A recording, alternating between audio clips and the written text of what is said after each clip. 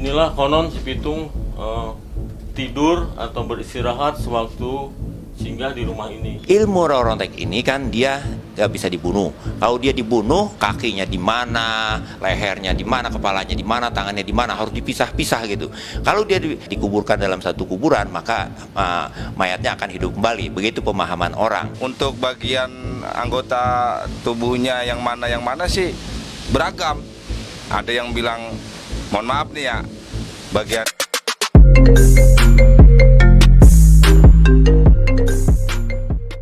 tubuh kakinya atau tangannya, ada juga yang bilang katanya petilasannya.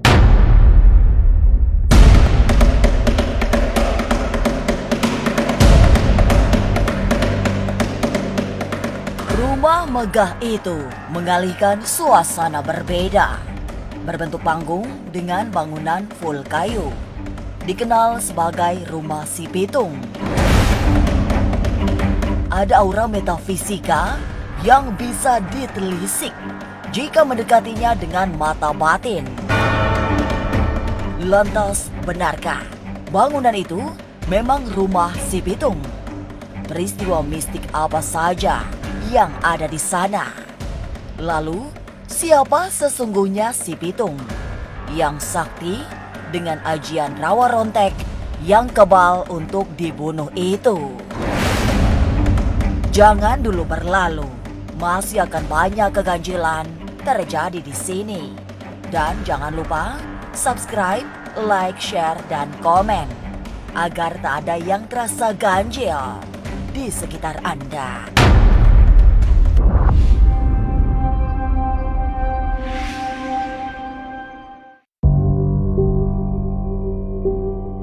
Dari jauh, rumah panggung dengan kemegahan itu memang tidak biasa.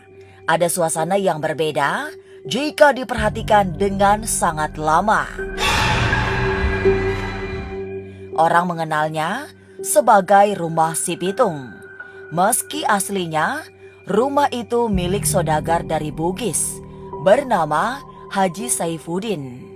Tapi memang di tempat itulah Pitung pernah singgah di antara perjalanannya mengembara sebagai pendekar sakti di tanah Betawi. Ini kita lihat ini bangunannya masih asli. Ini terbuat dari kayu jati dan tidak melalui proses pemakuan. Jadi ini tidak dipaku dengan paku besi tapi menggunakan pasak kayu. Sehingga rumah ini bisa dibilang kenakdon. Jadi cara membongkarnya pun hanya membongkar pasaknya lalu dipreteli dan bisa dipasang kembali. Dan kalau lihat ini dasarnya, ini dulu lantai ini rata dengan tanah kira-kira 120 meter lebih bawah lagi. Karena sering mengalami rob, akhirnya ditinggikan seperti ini. Dan ini kita lihat di bawahnya ada kolong begini. Dan ini ciri khasnya rumah Bugis. Ini selain untuk menghindari rob, kolong ini bisa untuk menghindari dari binatang buas. Jadi penghuninya tinggal di lantai yang atas. Yang punya rumah seperti ini sudah pasti ini orang Bugis yang kaya raya. Karena beliau mempunyai tambak yang sangat luas di sekitar Marunda ini. Ya, ini ruangan teras.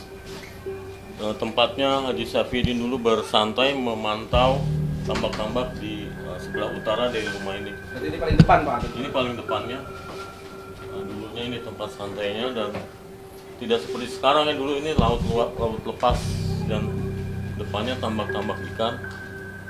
Selain itu ini kita lihat ini model bangku tamu pada tahun 1800-an.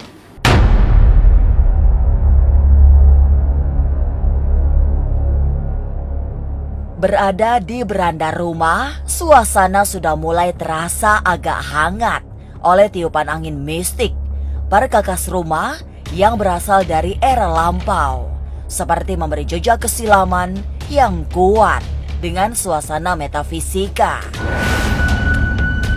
Juga pada patung dengan busana silat warna hitam yang identik dengan si Pitung.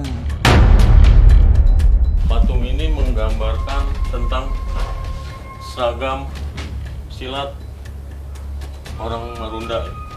Ini memang mukanya ditutup karena supaya tidak dikira orang ini wajahnya si Pitung. Sekarang kita masuk ke ruang tamu. Ini ruangan tempat Haji Saifuddin menerima tamu yang akan melakukan bisnis tentang hasil tambak-tambak milik Haji Saifuddin. Posisinya pun masih sama dengan yang di depan, terbuat dari kayu jati dan rotan, dan ada kue-kue yang toplesnya ini toples khas pada tahun 1800-an yang digunakan oleh masyarakat Betawi. Ini ada lukisan, ini lukisan asli dari Bapak Sujoyono yang dibuat tahun 1967, dan ini asli bukan repro, menggambarkan pengantin di sekitar Marunda.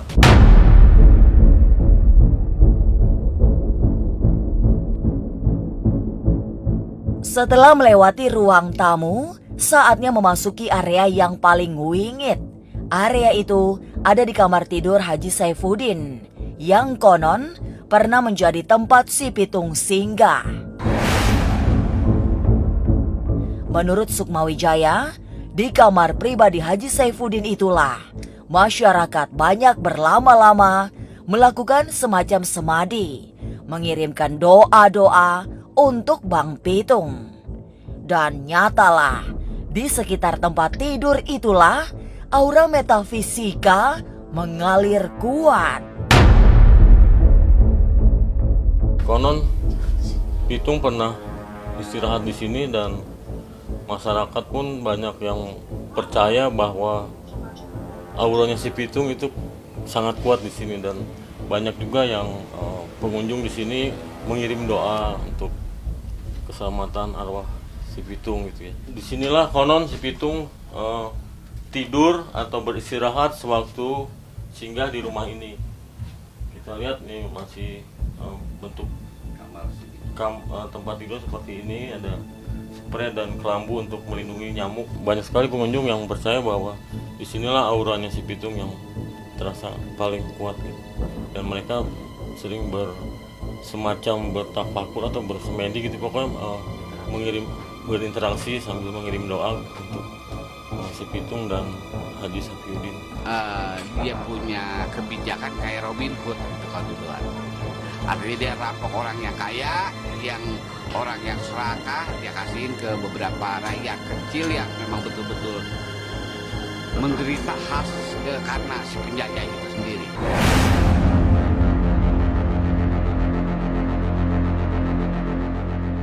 Meski sudah dipastikan bahwa rumah si Pitung di Marunda milik Haji Saifuddin, tapi banyak yang meyakini disinilah Bang Pitung hidup. Lantas, siapa sesungguhnya pahlawan rakyat Betawi tempo dulu itu? Jangan kemana-mana, tetap subscribe, like, share, dan komen agar tak ada yang terasa ganjil di sekitar Anda.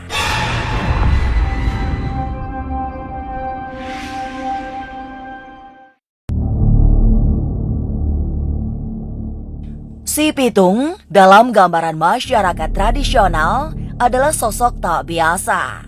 Selain memiliki kesaktian, Pitung juga dipuja karena banyak membela rakyat kecil di masa penjajahan Belanda. Perjalanan hidupnya dikisahkan dengan petualangan penuh pertarungan. Oleh sebab kesaktiannya, bangsa Belanda sampai tidak memiliki cara untuk menghentikan aksi-aksi heroik si Pitung. Tapi, siapa sesungguhnya si Pitung itu?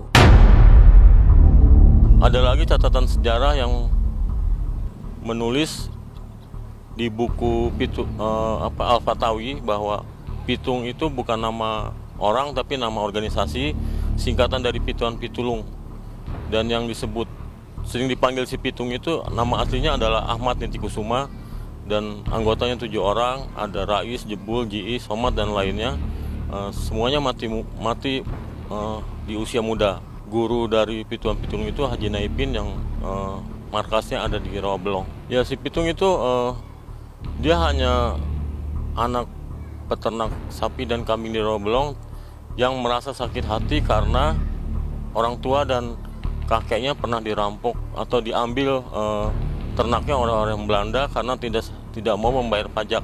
Lalu Si Pitung mempunyai rencana untuk membalas dendam kepada orang-orang kaya tersebut dengan cara berlatih silat dengan sehebat mungkin, dan setelah merasa ilmunya mumpuni, Si Pitung membuat organisasi dan melawan ke orang-orang kaya Belanda dan orang-orang Cina yang kaya. Benar, selama ini Si Pitung memang identik dengan rumah panggung Marunda. Banyak yang meyakini di sanalah Pitung menjalani hari-hari hingga akhir hidupnya. Tapi tidak sedikit pula yang percaya bahwa Si Pitung dipusarakan di kawasan Rawabelong yang menjadi tempat ia berguru. Di makam inilah banyak peziarah datang mengirimkan doa-doa. Setahu saya ya yang di Marunda kan, sebelum tahu yang di sini gitu. Ternyata kalau yang meyakini malah orang-orang yang ziarah di sini, katanya malah yang di sini. Ya kirim-kirim doa, Mbak. Kirim doa di situ. Bahkan ada juga kalau punya hajat apa gitu kan, terus dia ziarah, ada juga yang gitu. Macem-macem lah ininya. Tapi yang paling banyak sih yang setahu saya sih kirim doa. Kirim doa.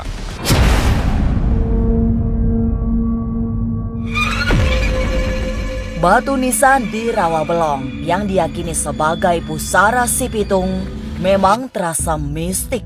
Tidak ada papan nama di sana yang sekaligus menegaskan kekeramatannya.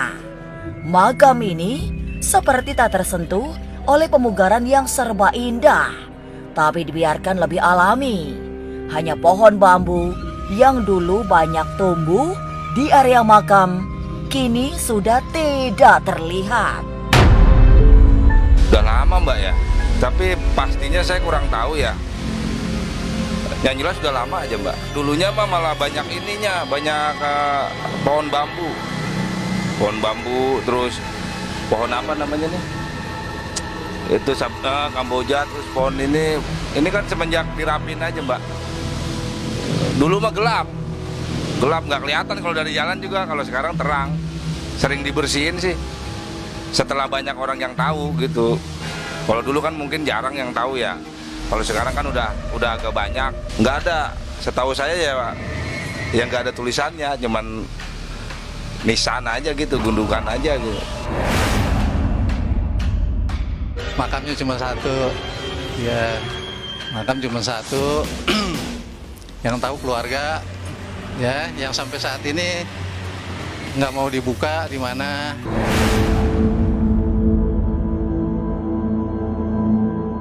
Si Pitung telah berubah menjadi lambang perlawanan rakyat kepada penjajah Belanda. Hingga kini, cerita kepahlawanannya juga terus dikisahkan, bercampur dengan legenda dan segala bumbunya. Tapi benarkah Pitung tidak bisa mati sehingga harus dimutilasi? Jangan kemana-mana, tetap subscribe, like, share, dan komen agar tak ada yang terasa ganjil di sekitar Anda.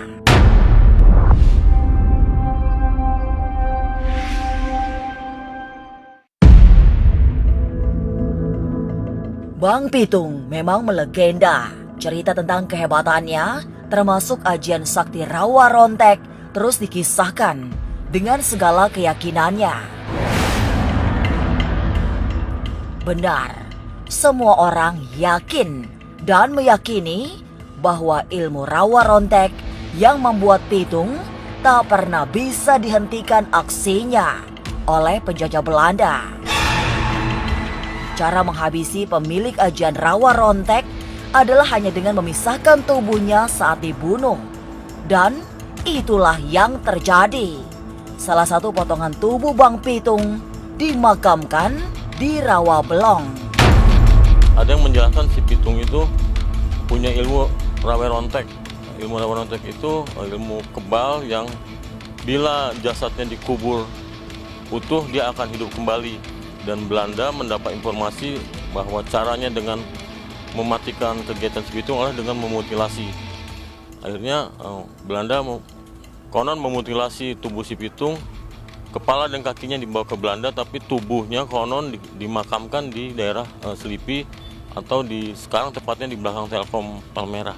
Pemerintah belum berani memastikan itu kuburan Si Pitung karena sampai sekarang datanya pun masih belum ada yang konkret dan kuat untuk menyatakan itu bahwa tubuh Si Pitung. Kepercayaan dan cerita turun-temurun.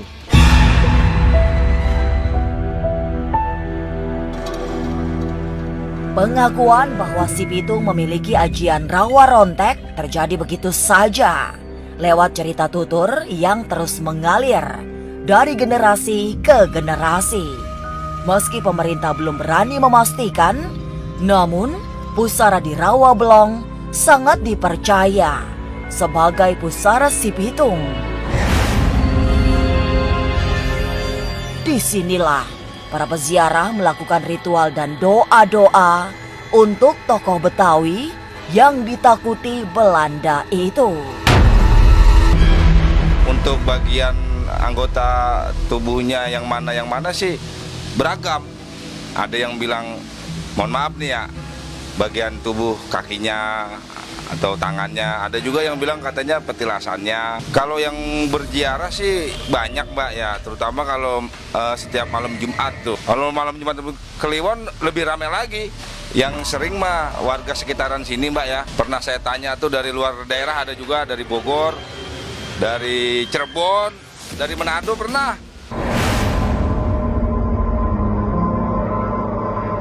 Si Pitung dan kesaktiannya adalah bagian dari cerita rakyat yang keberaniannya nyaris diyakini semua orang, termasuk ajian rawa rontek yang membuatnya tidak mempan senjata tajam dan senjata api. Dalam tradisi spiritual Nusantara, ajian rawa rontek sangat populer dimiliki orang-orang dari masa lampau. Di tempat lain, ajian ini juga dikenal sebagai ilmu Pancasona. Pemiliknya tidak bisa dibunuh karena untuk memiliki ajian ini harus lewat laku mistik yang panjang dan berat. Dalam cerita-cerita rakyat yang Bang Pitung itu dipentaskan, dipertunjukkan seperti cerita lenong, cerita topeng, maka Bang Pitung digambarkan sebagai orang yang kebal terhadap senjata tajam, apakah golok, pistol dan segala macamnya. Ilmu rawa rontek ini kan dia bisa dibunuh. Kalau dia dibunuh, kakinya di mana, lehernya di mana, kepalanya di mana, tangannya di mana, harus dipisah-pisah gitu. Kalau dia habis ditembak kemudian dinyatakan mati, kemudian dia dikuburkan dalam satu kuburan, maka mayatnya akan hidup kembali. Begitu pemahaman orang. Ilmu rawa rontek ini kan ilmu yang memang diajarkan, ya. Ilmu yang diajarkan itu tentu saja siapapun yang melazimkan, yang meyakinkan mempelajari ilmu ini sampai lulus, sampai dinyatakan tamat mendapatkan ijazah dari gurunya, maka dia bisa. Si Pitung memang sosok yang tak bisa dilupakan. Hidupnya melegenda dengan segala kehebatannya yang bagai tiada tanding. Ia pahlawan masyarakat kecil di masa lampau. Tapi seorang pemberontak dan penjahat di mata penguasa Belanda. Hidup di antara cerita yang seperti penuh fantasi, semogalah Bang Pitung menjadi inspirasi kita semua. Inilah Ganjil yang menguak berbagai misteri di alam nyata dan tak kasat mata.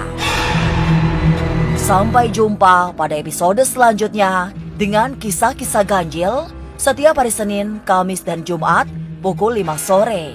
Tapi sebelumnya, jangan lupa subscribe, like, share, dan komen agar tak ada yang terasa ganjil di sekitar Anda.